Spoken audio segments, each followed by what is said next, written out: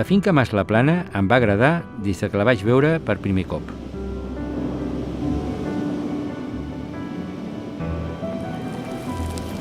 Els seus sòls són argilocalcaris, profunds, amb zones al·luvials.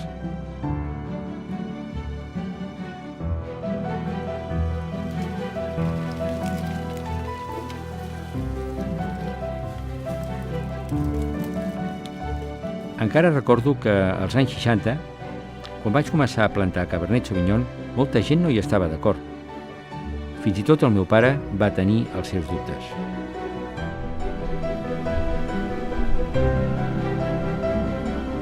Eren temps d'experimentació. Buscaven fer alguna cosa nova, que no s'hagués fet mai abans. Però amb aquests ceps vam donar la sorpresa. El primer Gran Coronas 1970 de la vinya Mas la Plana va guanyar a París les Olimpiades Gomiló davant els millors vins francesos.